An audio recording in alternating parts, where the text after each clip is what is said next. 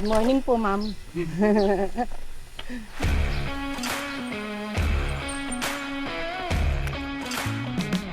Tara, takas muna tayo. We're riding from Teresa to Halahala.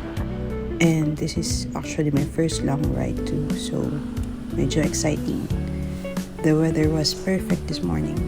I woke up at 4:40 a.m.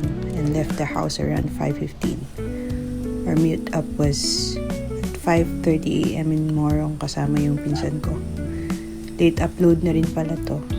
This was shot last June 12, Independence Day. So come with me on my first long ride.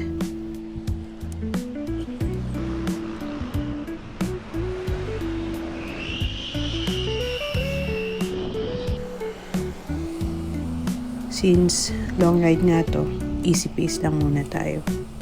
Ayoko maubos yung energy ko agad tapos wala nang pang uwi mamaya.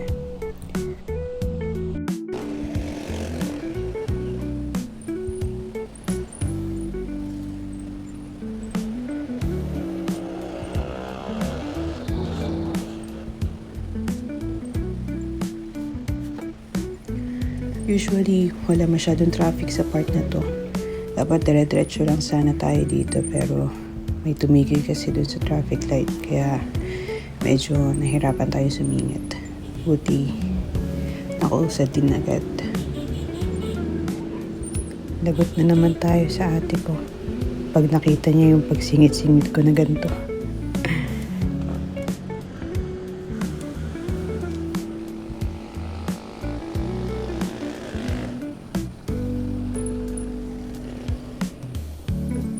Ayun, dito yung meet-up point natin. Nauna sa akin dumating si Kim. Buti na lang hindi tayo sobrang late today.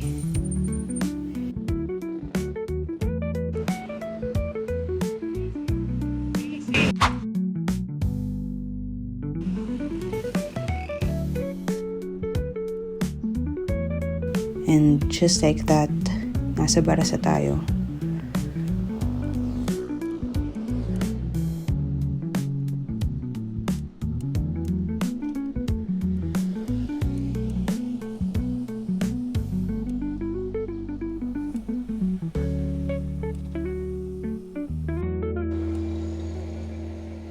May mga nakasabay pa kaming mga tangke at ang daming sasakyan sa daan.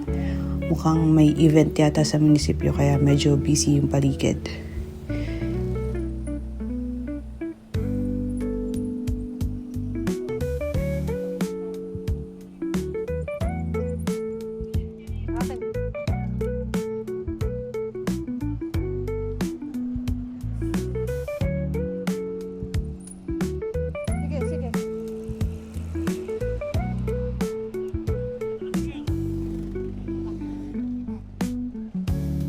Hindi mo namalayan na sa tanay na din pala tayo.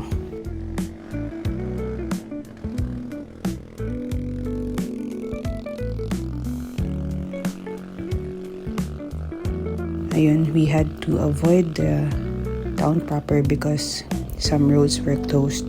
Mukhang may mga ganap ngayong Independence Day. Ayan. So, ito yung lugar kung saan mag-exit siya sa KFC Tanay. Honestly, ang sarap duman dito. The road is nice, the views are nice, and the vibe is just different. Ayun, napakanta pa nga ako.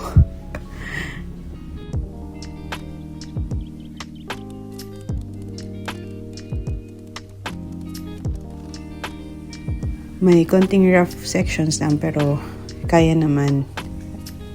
Good thing din na naka-gravel bike tayo.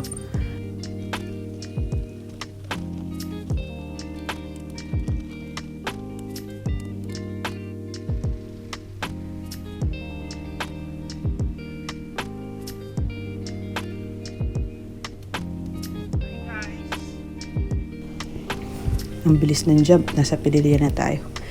Ayan, hinayaan ko si Kim yung mag-navigate na lang kasi siya yung mas nakakaalam nung daan.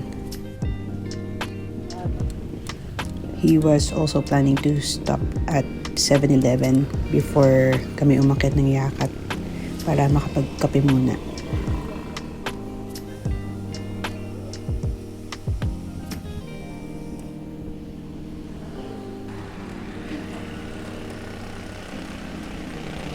Pababa na tayo, and let's be honest, kapag cyclist ka, alam mo may kapalit lahat ng downhill.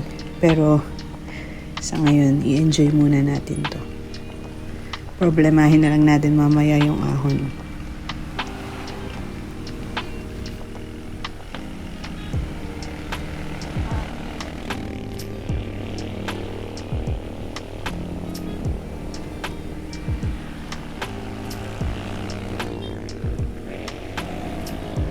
Quick coffee stop muna. Inom ng tubig, konting pahinga. Then, back on the road agad.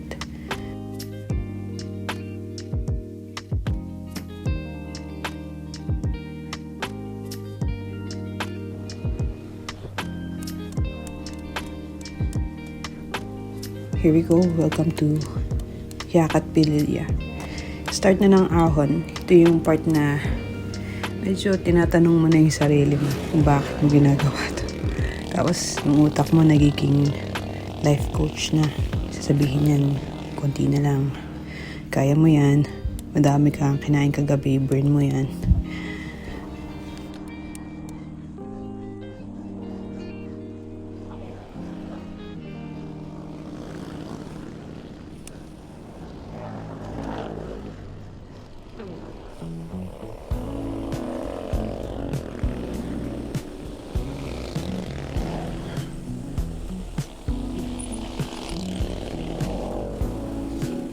Pero honestly, ito yung favorite part ko sa mga rides na ganito.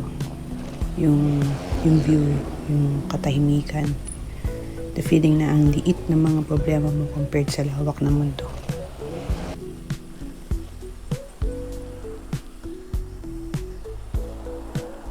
Wow, look at that.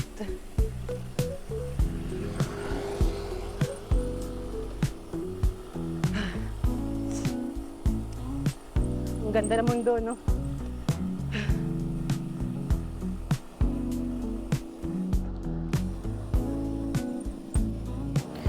Ang ganda ng view. I-appreciate muna natin to. So, quiet muna ako.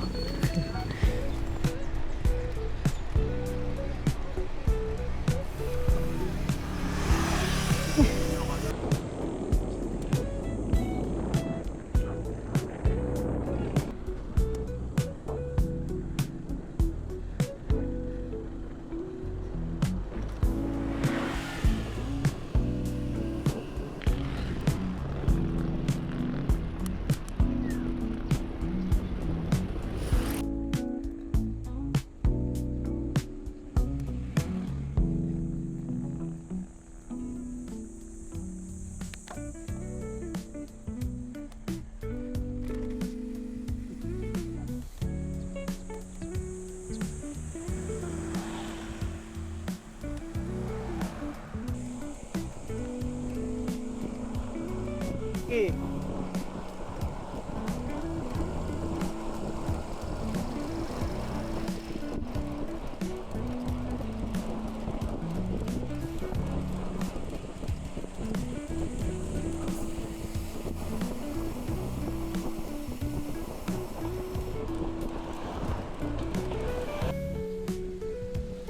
Finally, nandito na tayo sa Halahala.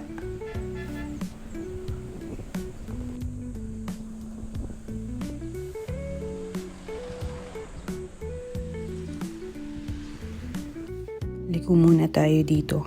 Ayan, picture taking daw, sabi ni Kimo. Dito tayo medyo tumagal.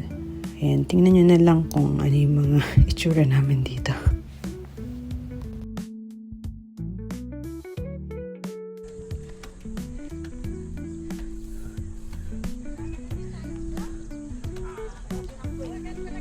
Hi po.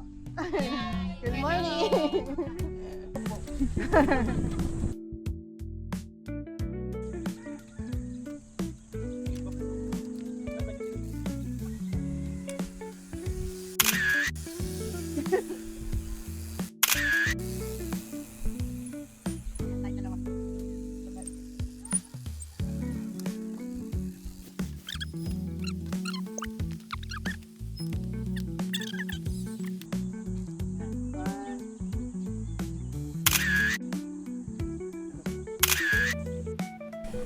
After namin magpicture dito, umalik muna kami sa Arco para kumuha pa ng ilang mga shots.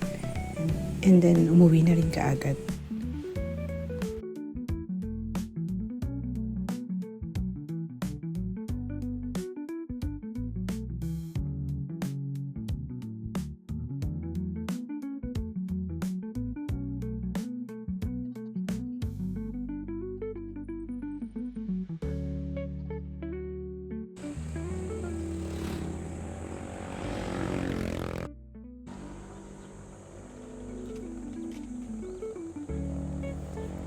Moments like this remind me to slow down and appreciate things.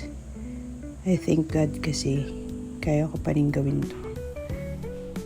That I have the strength to ride, that I have the opportunity to explore places like this. Meron akong bike, meron akong reason to wake up early for adventures like this. Minsan kasi sobrang busy na ng buhay natin that we forget to appreciate the simple things. Fresh air, yung quiet roads, the people we ride with, the places we get to see. Maybe that's what this ride is really about. Not the distance, not the speed. Just taking a break from everything for a while. Takas muna. And remind yourselves that there is still a beautiful world outside waiting for us.